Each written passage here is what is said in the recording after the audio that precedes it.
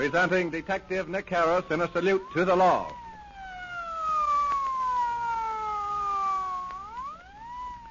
Ladies and gentlemen, we again take pleasure in bringing to you the eminent Los Angeles criminologist and president of the International Secret Service Association, Detective Nick Harris, in another true life story proving to the youth of today the folly of committing crime.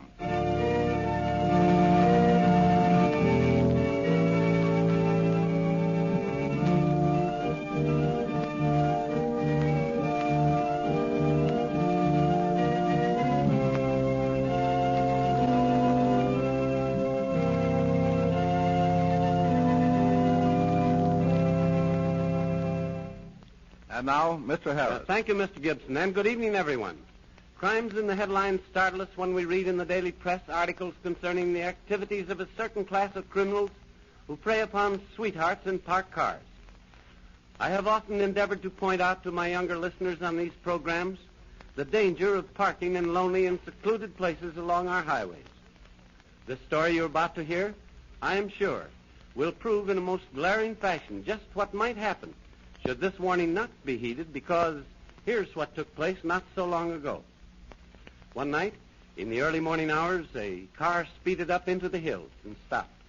Shortly afterwards, there was a piercing scream, and... She's dead. She's dead. No, she can't be. Why, this is murder. There's blood. I must get away. No one must see me here. There isn't a thing to identify her by, just a girl in the woods, dead. No, I'd better tell the police. For someone might have seen me come up here, yes? Yes, that's what I'll do. Tell the police. I'll cut through the woods here. That'll bring me out on the boulevard. Maybe there'll be a policeman there. Officer, you standing over there in the corner. What's all the excitement about, mister?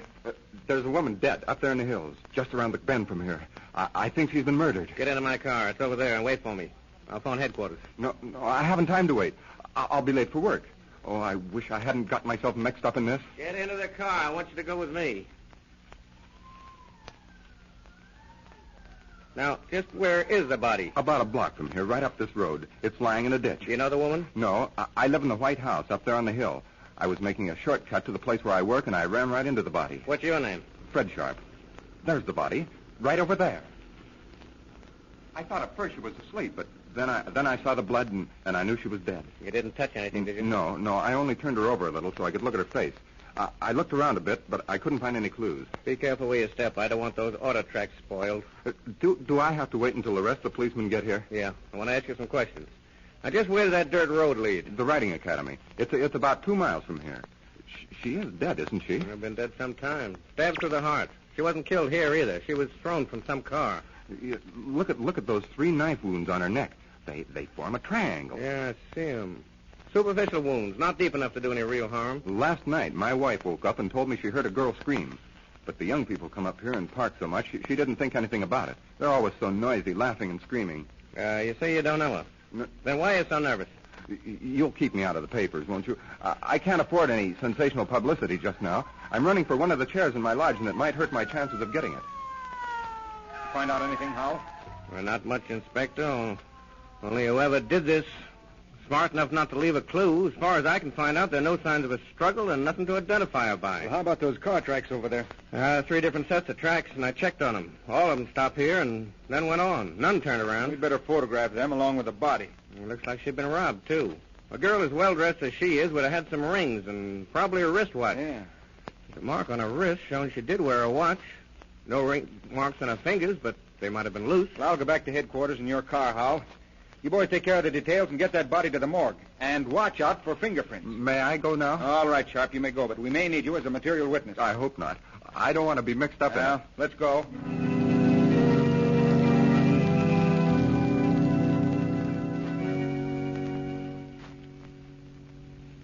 Now, if you'll just come this way with me, Mrs. Bain. Oh, and Lola didn't come home last night. Oh, I was so frightened. But she never stays out all night.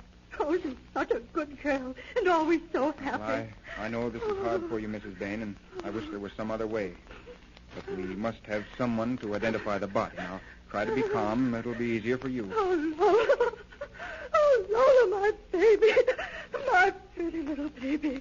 Oh, who could do this terrible thing to you? Then you do recognize her? Oh, yes. This is my little girl, Lola. Oh, I'll never hear you laugh again. Oh, she was always so happy, laughing and singing about the house. Oh, she worked so hard. She was so ambitious. Oh, just see how beautiful her hair is. It always shines like gold. Lola, speak to your mother just once more. Come away, Mrs. Bain. I want you to tell me just a few things. Some things that might lead us to the one who did this. Oh, but I don't know. I can't think. I can't believe it. Well, now, please sit down in this chair. We won't keep you long. We want to know who her friends were. Oh, she had lots of friends. Both girls and boys. She was popular. Oh, and it isn't true that she'd been drinking. She never drank. Oh, I'm sure it isn't anyone she knew, for they all loved her too much to hurt her. Oh, why should this happen to my little girl?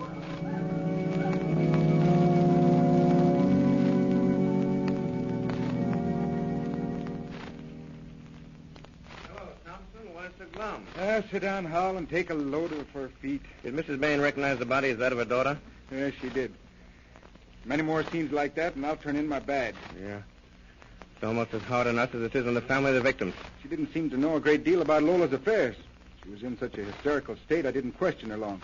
What do you know? Well, we located one of her girlfriends, a girl who works in the same beauty parlor. Anderson's bringing her in here. She seems to know more about Lola than anyone else we've questioned so far. Find that boy she's been running around with so much? Yeah. They quarreled about a month ago, and he hasn't seen her since. I checked his alibi. Nothing doing there. He's out. Sit down, please. You are... I'm Miss Betty Sparks. Oh, isn't it terrible? Poor Lola. Did you know her well, Miss Sparks? Oh, I should say I did. She was my best friend. And I told her a long time ago she'd better cut out that drinking, that she was headed for trouble.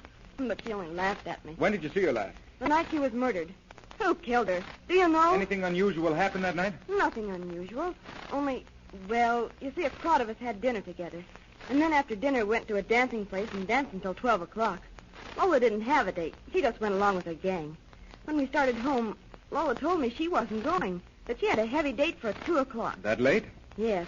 I told her she'd already been drinking too much. The thing for her to do was to go home and get some sleep.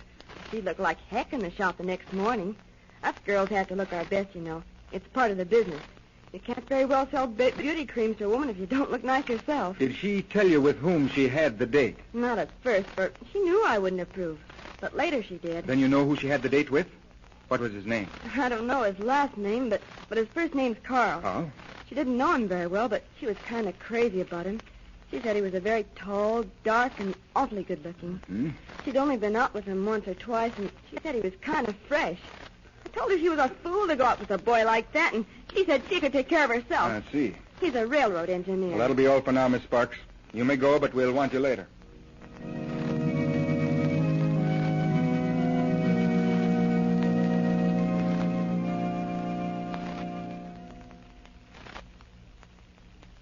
This looks like the place, Thompson. Yeah. You boys go around the house and cover all the exits.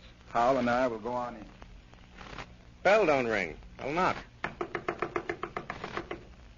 That's a woman coming to the door. Good morning. Does Carl White live here? Yes, he does, but he isn't up yet. I'm his mother. He was out late last night, and I thought I'd let him sleep. He has to go on his run later on. Well, we'll wake him up. Well, you can't come inside. Oh, no? Oh, you're policeman. Is there something the I matter? just want to speak with him about his car. Where's his room? Down the hall here. Come on, Hal, and watch out. There may be trouble. This is his room right here. Carl, wake up. There are some men out here who want to speak to you. I'll have to go in. He sleeps so soundly. I'll wake him. Carl, wake up. It's Mother. Oh. What time is it, Mom? Carl, wake up. Oh, let me alone. I want to sleep. Come on, pull yourself together with the police. I want to ask you some questions. For the police? Yes, get your clothes on and no funny business. Okay. Where's your driver's license? What's over there on the dresser? Get it, Hal. Are you sure you're not in trouble again, Oh, Carl? of course not, Mom. Go on out so I can dress. Oh, I hope so. Ever know a girl by the name of Lola? Sure, Lola Bain. She's a fine girl. Pretty as a picture. She has lots of red gold hair and blue eyes. Sure, I know her. What about her? Take a look at the morning paper. Lola Bain murdered? Well, what do you know about that? I told that girl she'd better watch her step. You seem surprised. Didn't you see yesterday morning's paper? Oh, no, I didn't see a paper all day yesterday. Why do you ask Isn't that yesterday's paper there under the edge of the bed? Oh, well, somebody must have thrown it You there. never see this knife before? Yeah, that's a good-looking hunting knife. Looks sharp, too. Where'd you find it? It was thrust down between the cushions in your car. Oh, you never found it in my car. I never saw it before. Well, that's your car standing under the palm tree in front of the house, isn't it? Well, yes, but I always park it there. Well, I found this knife in your car, and the tracks that go up into the hills where the body of Lola Bain was found were made by your car. You killed her with this knife. You might as well come through and tell us about it. You had a date with her at 2 o'clock the night she was killed. You met her in front of the Mason Hotel. She got in your car and drove away with you. It's quick work, boys. I thought I didn't leave a clue. What did you do with her jewelry? Oh, her rings and watch are over there in the top dresser drawer. I kept them to remember her by. She was a swell kid. Where's her hat, her handbag, and her gloves? Well, I dumped them in the ash can in the alley back of the house here. Are these the rings and watch? Yeah. Gee, you fellas think of everything. Why did you cut that triangle on her neck? You made those 3 cuts. Well, I cut them to see she'd bleed. She didn't, so I knew she was dead. Well, after I'd killed her, I stood around and smoked for a while. Then I took her out of the car and dumped her into the ditch. And then I went home and went to bed. Why did you kill her? Had you been quarreling? Well, after I picked her up, we drove up into the hills. Same old thing day after day, year in and year out. I get up in the morning, go to work all day, home at night, and to bed. I guess not home. You're out with your gang every night making whoopies. Oh, well, I have to do something or I'd go crazy. Sometimes I wish I were dead. I wish I was dead right now. Oh, no, you don't. Think of the fun you'd miss. And remember, when you talk like that, you'll be dead a long time. You better hang on as long as you can. Do you want to go home? No. Still, would it care if I died this very night? Oh, I would. No, I know you wouldn't. You'd forget all about me in less than a week. I don't think my family'd care very much. You are low tonight. Well, of course, you would miss me for a little while, but they'd soon get over it. I'm fed up. I wish I had some poison. I'd take it right now. Why poison? There are lots of quicker ways than that to kick off. Well, what would you suggest? This. Huh, a knife. Where'd you get that hunting knife? Oh, I've had it a long time. It's sharp, too. Here, hold still while I put it up against your cheek. You feel how nice and cool it is? Yeah.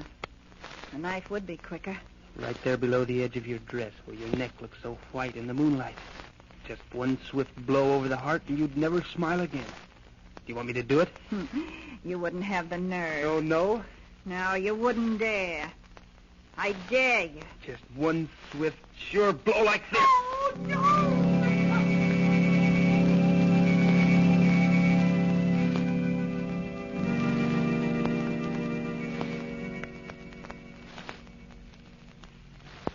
That's how it happened. Gee, I don't know why I did it. Maybe if she hadn't have dared me to do it. What makes a man do things like that? I didn't have any reason at all. I just did it. I just had to do it. Something made me. Carl White had been in trouble all his life, had been in reform school and arrested for theft. He claimed he had purchased the knife several months before. The police later discovered that he'd bought the knife the day of the murder. Whether he killed the girl on the impulse of the moment as he claimed he or had planned it will never be known. So again I repeat, be careful of the company you keep. Thank you, Mr. Harris. Ladies and gentlemen, you have just heard Detective Nicholas B. Harris, chief of the internationally known Los Angeles Detective Agency, bearing his name in another true-life drama entitled Murder on Impulse.